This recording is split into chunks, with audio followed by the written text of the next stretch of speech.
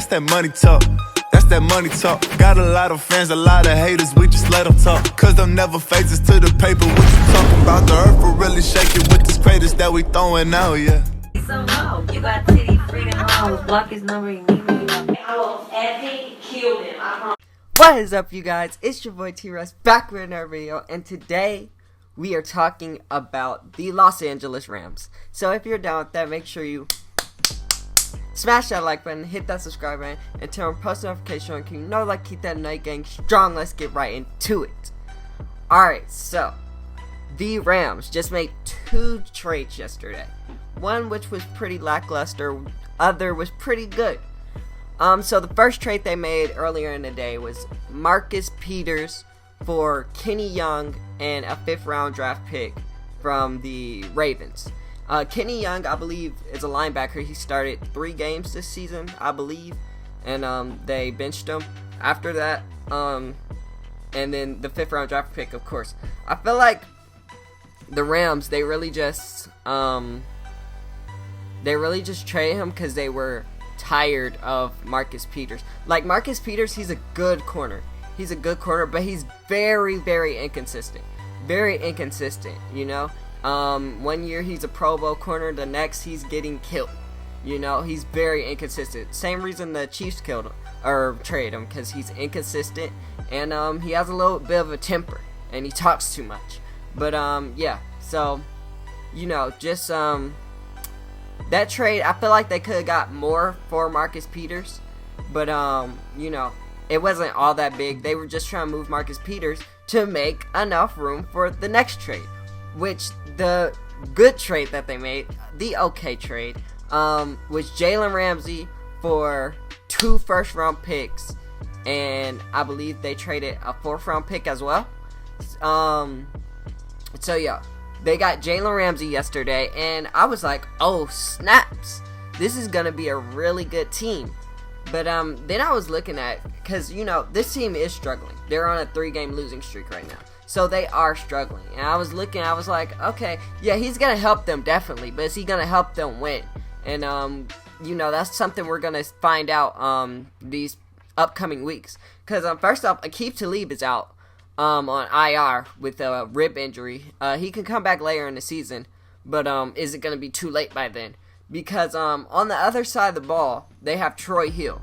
And, you know, I haven't heard much about Troy Hill, but, you know, you don't want that to be your starting corner.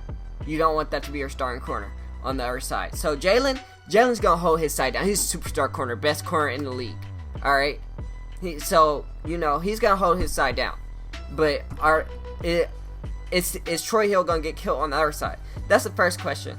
The second question is, we all know that Jalen Ramsey is going to be the highest paid corner probably ever in league history. Alright? That's just how talented he is, and that's the kind of money he's asking for. But are the Rams going to be able to pay him that? Because in this trade, they've got rid of future picks already. They don't have any picks for the future. They just got rid of 2 first round picks. So they just got rid of their future again. You know, they do this with trades sometimes. And, you know, are they going to be able to pay Jalen Ramsey that money when it comes to that time? Because when you trade for Jalen Ramsey, you're like, okay, we're 1 piece away from winning the Super Bowl, and we think he's that piece. When you make a trade like this, that's what you're saying.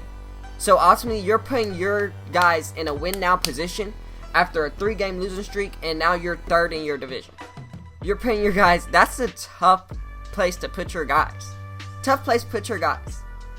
Alright, so are you going to be able to pay Jalen Ramsey that money? That's the question.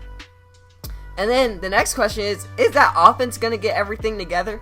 Because, you know, the defense, okay, they haven't been playing all that well, but your offense just only scored 7 points last week. That's not good enough, and Jared Goff has not looked well at all. Neither has Todd Gurley looked all that well. So, you know, is your offense going to pick it up? Do you trust that Sean McVay is going to pick this offense up, bring it where it needs to be? Because that you're going to need an offense to win these games. You know, your defense isn't just going to do it all. They're not going to do it all. And like I said, you know, Jalen Ramsey, he's going to be covering the best receiver on the field always. But you know, as that second receiver, that third receiver, are your corners, as beat up as y'all are they gonna be able to hold it down where they are? You know, are they gonna be able to do that? And that's what we're gonna, like I said, that's what we're gonna see in these upcoming weeks. Are the Rams able to hold down the fort? Are they able to get wins? And you know, it's gonna be interesting to watch. So they play the Falcons next week. And the question is, are they gonna be able to win that game? That should be a game you should win, because you know, even though y'all are struggling, the Falcons are struggling too. They don't look too good. They don't look too good. Their defense doesn't look good. Their offense looks okay. It doesn't look as explosive as it should, but it looks alright. It looks like they're figuring things out.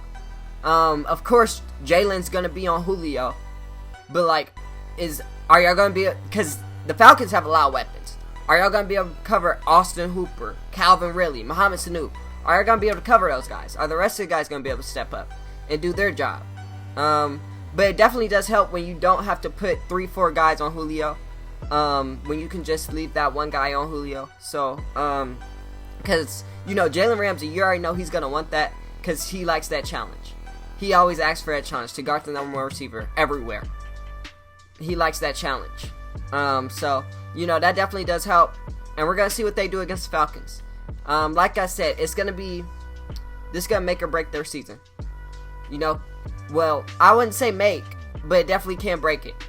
Because if they lose this game, you can say they're out of the playoffs. So, you know, it's a good trade on paper when you first see it, because you see that name. But when you really look at it, it's like, okay, but they gotta win now. They gotta do something with it. But that's it for this video.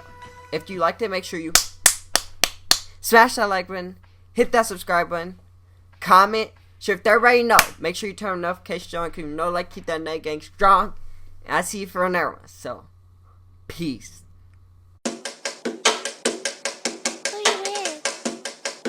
Shit, Dustin.